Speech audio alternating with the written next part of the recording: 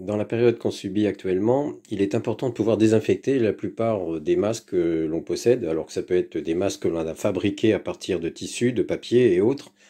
Et l'on possède aussi des masques dits justement à cartouche, à filtre ici. Donc c'est un type de masque assez spécifique, donc il n'est bien sûr d'une classe FFP3, celui-ci. Et donc il a la particularité d'arrêter les particules fines, certains types de gaz, comme l'ozone, les fines particules et autres, et dioxyde. En laboratoire, il est très utilisé. Bon, ça c'est mon masque de laboratoire que j'ai. Je l'ai utilisé pour faire les courses. Bon, bref. Bon, il faut savoir que chaque filtre, et comme tout type de masque, tissu, papier, bien sûr, vous n'allez pas ingérer les germes, les bactéries, parce qu'elles vont être piégées par cet effet de filtre. Ce filtre ici, il n'est pas régénéré, parce que vous allez pouvoir l'utiliser un certain nombre de fois contre bactéries, virus et autres germes dans l'air. Et donc pour le régénérer, moi j'ai eu l'idée d'utiliser ce qu'on appelle des décharges à barrière diélectrique. Alors c'est une forme de plasma. Alors le plasma c'est quoi? C'est le quatrième état de la matière et c'est tout simple. Voilà. Ici on a un anneau en Pyrex et en fait c'est quoi? C'est un tube halogène qui servait de plaque chauffante de cuisson. Je l'ai transformé justement de fabriquer du plasma dans l'air, car c'est l'air qu'on va ioniser, les particules d'air tout autour vont s'ioniser, vont avoir une certaine teinte, vous allez le voir. Et qu'est-ce qui se produit? C'est-à-dire que l'air environnant, qui est sur la partie de l'anneau, va être soumis à une très forte décharge électrique, un fort champ électrique. C'est quoi? C'est la haute tension, voilà, c'est mon type de générateur que j'ai construit à partir d'une bobine d'allumage de voiture. Et à partir de là, les électrons vont s'arracher des atomes d'oxygène et autres, et vont produire une certaine luminosité. Bon, ça c'est la forme plasma, d'accord? C'est les photons émis qui vont réémettre justement une certaine lumière. C'est dans les UV, les UVC principalement celui-ci.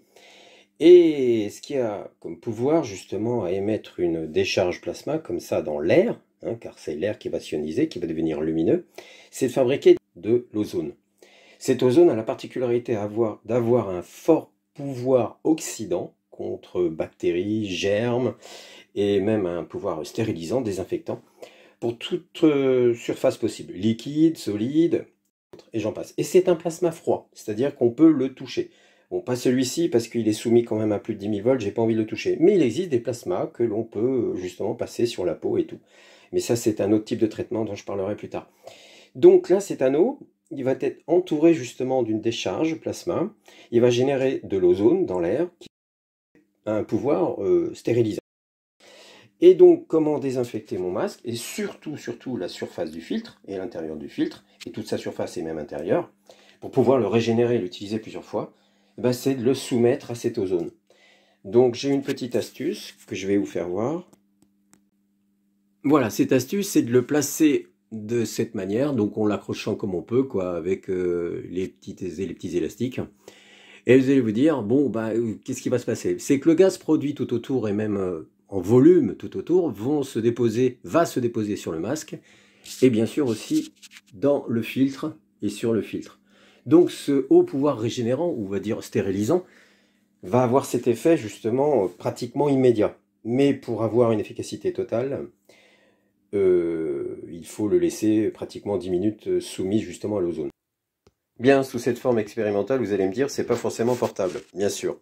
Mais comme tout prototype, on peut le miniaturiser, on peut le mettre dans des containers beaucoup plus petits, et avec une alimentation portable sur pile. Bon, c'est un des projets que j'aimerais donner, ou plutôt, pas donner, que j'ai soumis.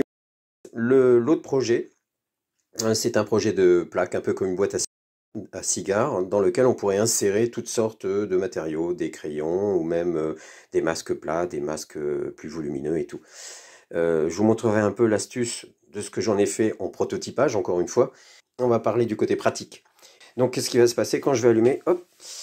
Qu'est-ce qui va se passer? Attention. Il va peut-être rien se passer, ou ça va exploser. Voilà. Ce que vous voyez, c'est pas un filament soumis à un courant, donc c'est pas le filament qui s'illumine. C'est l'air environnant qui s'illumine. Bon, s'illumine, mais c'est un plasma.